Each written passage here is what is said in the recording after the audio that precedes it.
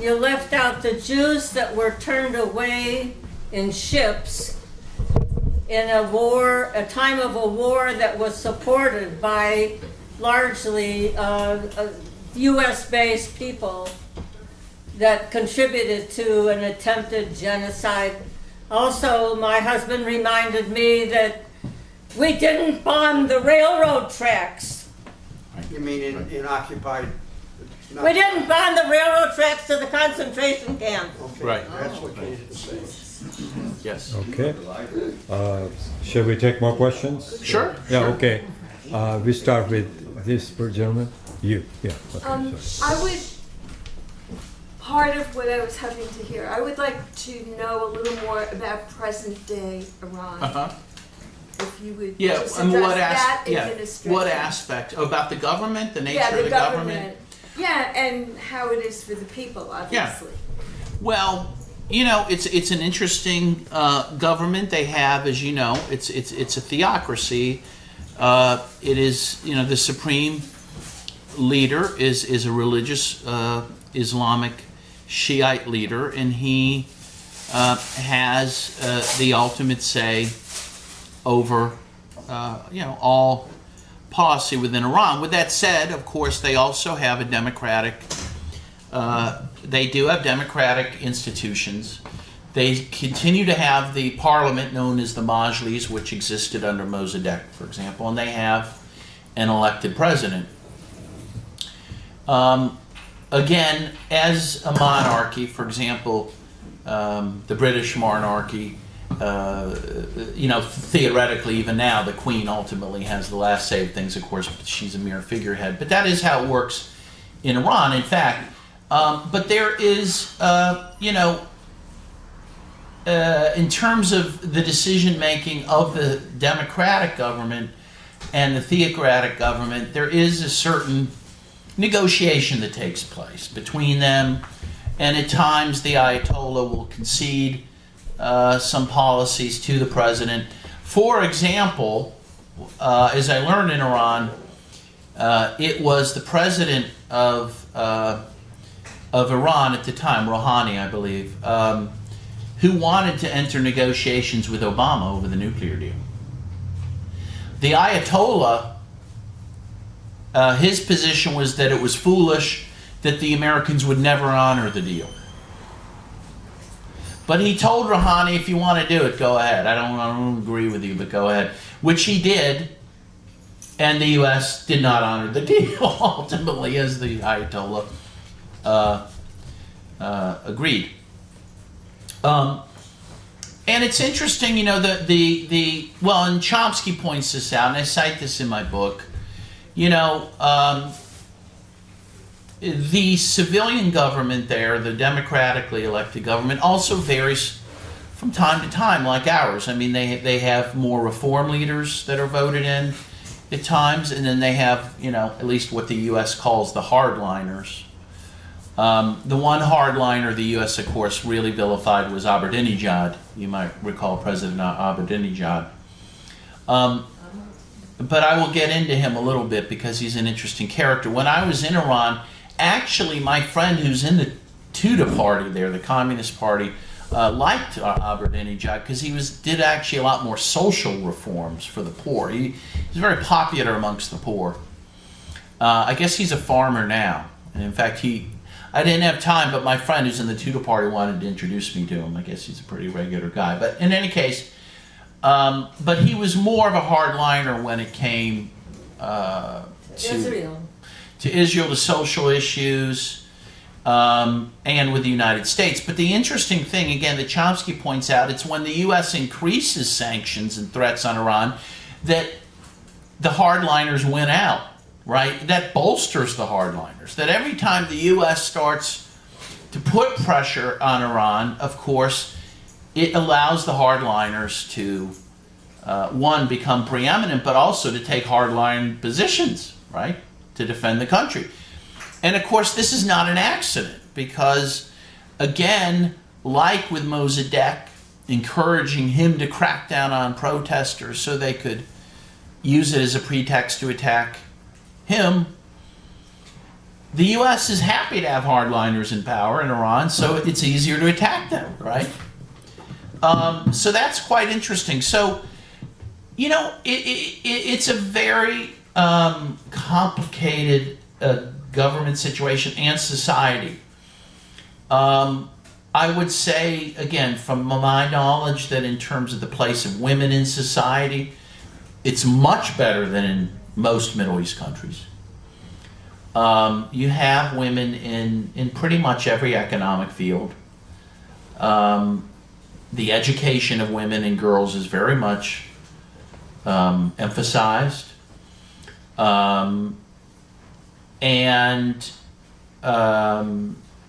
You know, it's interesting, you know, women are required to wear a head covering. Though usually they wear kind of silk scarves, and it's not the dramatic head covering, again, that you see in Saudi Arabia. In fact, it was interesting when we flew from Frankfurt to Tehran, most of the women on the plane did not have head covering, and then as they announced we were descending into Tehran, everyone put on their head covering. And so, yeah, I mean, there's a struggle there in terms of advancing for women, for gay rights. Interestingly, Iran, in terms of some reproductive rights, is quite enlightened. Abortion is legal there. If you get married, you have to have family planning counseling. And Iran has the largest state-run condom factory in the region. So that's quite interesting. It also has the second largest gender reassignment medical system outside of Thailand in the world. What does that mean? People can have sex changes, and in fact the government will give you money, I think $4,500 if you want to do it, That's part of their anti-gay thing. It is. It's a strange thing. But the point is, for some people, that is, you know, a welcome thing, the trans gender reassignment. So, I mean, it's a country that is quite strange, you know, and it's interesting. It depends on who you talk to. I mean, some of my leftist friends, a lot of my leftist Iranian friends obviously hate the government there, you know, because it has been very anti-leftist. It is a theocracy, which again, most leftists are not going to like very much. The other thing, at least some, and it depends on who you talk to whether they agree with this position, but one of my more, you know, strident leftist friends from Iran also tries to make the point that, look, it's not even, you know, historically an Islamic country, you know, that it was originally Zoroastrian, and, you know, so even the idea of having an Islamic state is antithetical and anathema to a lot of people there. You know, so look, I mean, I don't want to, I'm always careful because I don't want to be an apologist for the Islamic government. At the same time, I think it is so vilified that I like to at least point out, you know, give the devil its due and say when it does decent things. Internationally, it shows a lot of solidarity for people. When I was in Venezuela, there was an Iranian delegation there to talk to the government about how Iran could provide medicine for Venezuela, for example. I mean, they are objectively anti, you know, U.S. imperialists, certainly, which is one thing that upsets the United States. But again, my view is that, again, Iran is an ancient civilization, a very developed civilization, very intellectual civilization, that if left to their own devices will figure out what kind of government they want. But I think as long as the U.S. is an existential threat to Iran, which it is, let's face it, I think it will be hard for that blossoming to occur because, you know, the government will, you know, continue to ensure its existence, you know, which means, you know, taking on various degrees of repression. So I hope that's a helpful answer. You're welcome. Hello, sir. Yeah, just a couple of discursive remarks. You overlooked the Syrian community, which is very large in Iran and very ancient. I wanted to mention that Tuda has criticized itself with respect to its latch up with Mossadegh.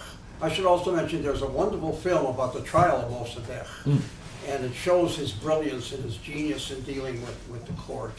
And we should also mention the extraordinary film industry in Iran. Some of the great films of the world, Baran, which is an extraordinary film, and many, many others. And some have won Oscars. And one even, yeah. Offside, where women are sneaking into the soccer game between Bahrain and Iran. Brilliant film. So it's a self-critical, just like even Israel has, it used to have films that had great Arab actors in it and was critical of Zionism, or at least its policy toward the Palestinians. You have that also in Iran. And I think, in my opinion, what preceded the overthrow of Mossadegh and the Popular Front, because Tuda was in a front with Mossadegh, Right. was what happened in Madiun in Indonesia in 1948.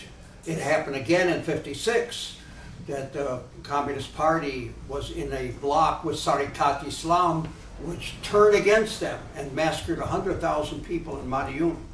And that was tied, I don't know how tied it was to U.S. intelligence or not, it's still being researched.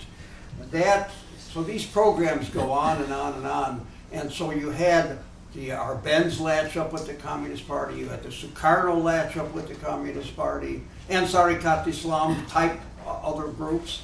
And so they criticized themselves for not defending the thing against the coming plot. And I just like to mention, I was at Roosevelt University when they were attempting to overthrow the Shah, and I met all, tell me. 2 minutes over. Let him go on for Let a me little go till while. the time comes. It's time's over. So I warned these people, these young men, they're Iranians going back to fight against the Shah, that the Pastaran was going to shoot them in the back, and that's exactly what happened. Thank you, Eliza. You got to pay attention to what somebody's saying before you cut them off. Okay. You know? How about you? How about you? Okay. I'm going like this. Okay. I've got a couple of things. No, before him. No? Okay, yeah. I have two things. One is the issue of humanitarian intervention. Certainly, if it's done by the United States, is a form of imperialism. It's an ideological justification. However, if there were people on humanitarian grounds who wanted to intervene into El Salvador during the 1980s to rid it of the death squads, I'm sorry, I'm in favor of that kind of intervention. Whether an intervention into Cambodia when the Khmer Rouge was committing genocide to get rid of Khmer Rouge, I just don't think you can outright condemn. Well, actually, there was an intervention. Can I just say, the Vietnamese got rid of the Khmer Rouge, which was interesting. Yeah. I work with the Khmer Rouge. Yeah. All I'm trying to say is that Yeah. to outright be opposed to humanitarian intervention, I think is a very narrow way of looking at things. Second point I wanted to make is that you described the coup against Mossadegh, and lack of a better word, you have limited time. It struck me as very shallow. You made it sound like Mossadegh was convinced to crack down on these protesters, then this Nazi general arrested him, and then he's out of the picture. Now, how on earth was it that this Nazi general was still in the position that he was in? Was this widely accepted by the rest of the military? If it was, why the hell hadn't Mossadegh gotten rid of a lot of those folks? And I could go on with other things. It just seems there had to be more going on than just a matter of a Nazi who's, I don't remember what year Mossadegh got into office. Was it 51? 51. So he had 2 years, and how on earth could a situation as you described it have occurred where he just pushed over just like that? Okay, can I respond to those? Yeah, of course. So let me say one thing on the humanitarian interventionism. You know, first of all, I agree to you to some extent that, first of all, when I'm talking about humanitarian interventionism, I'm talking about it in practice and U.S. interventionism.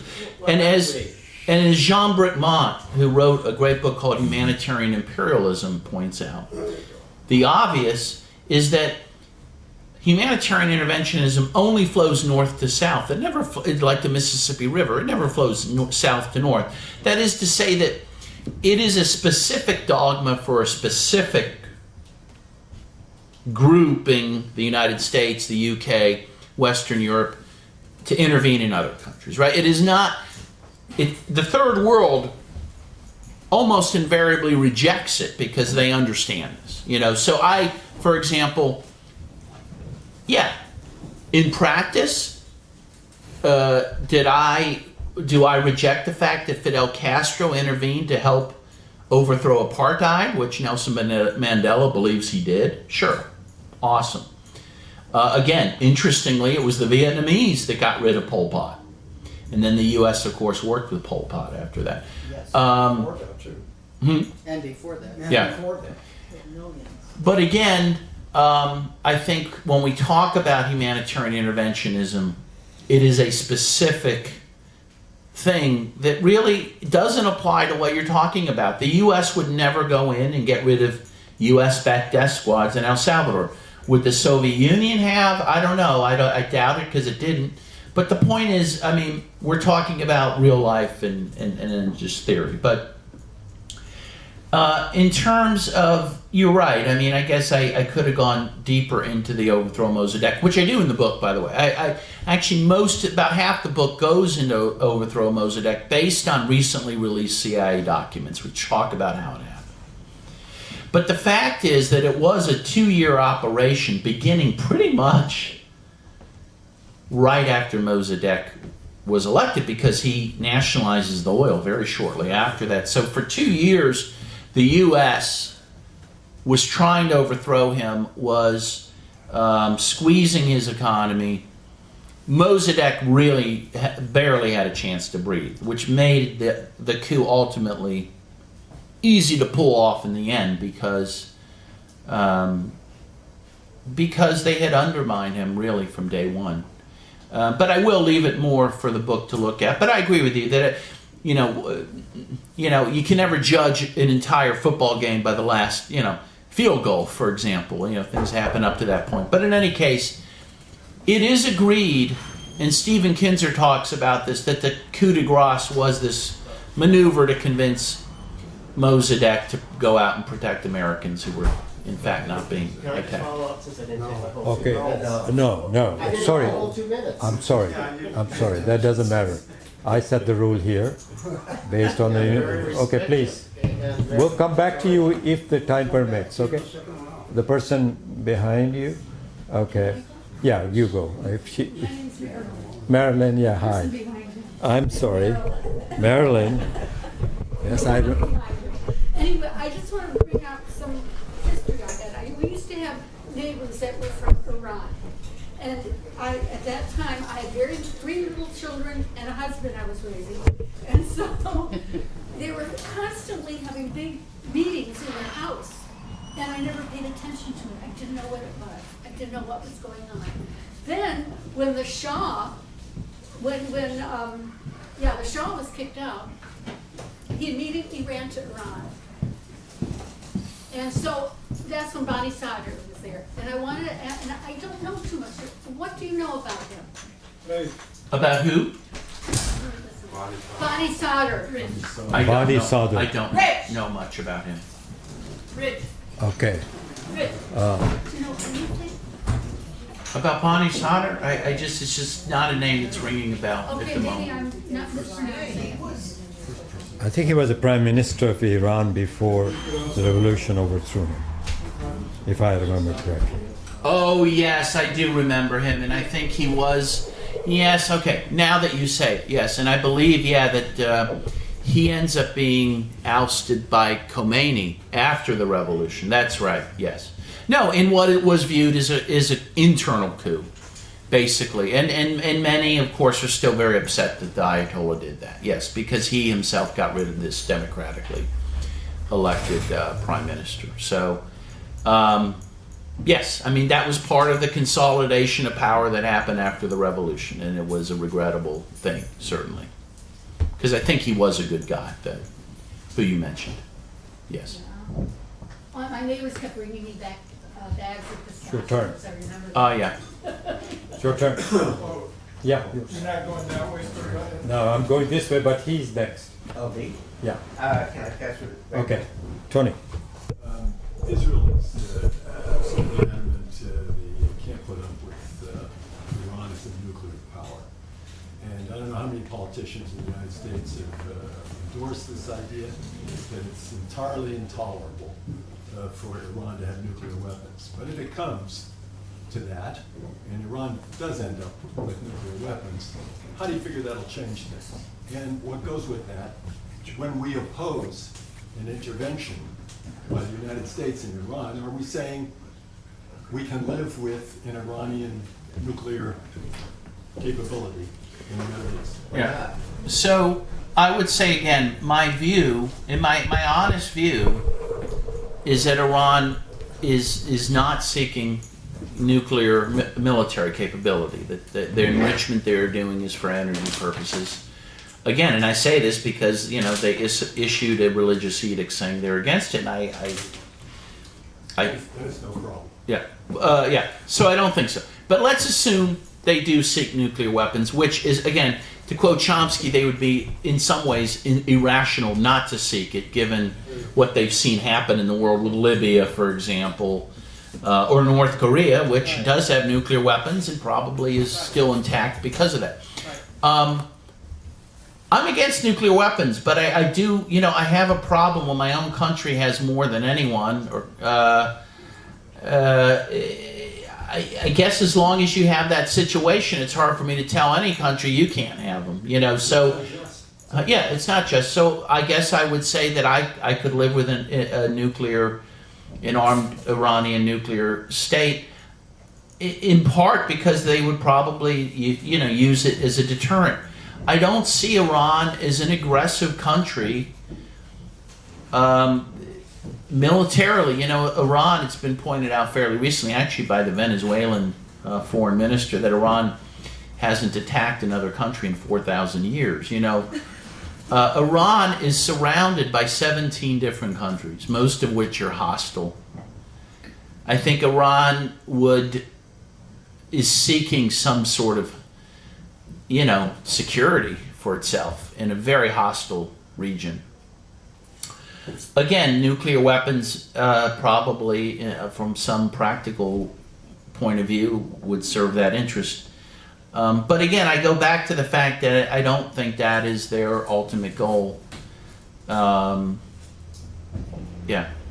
So. Before the next question,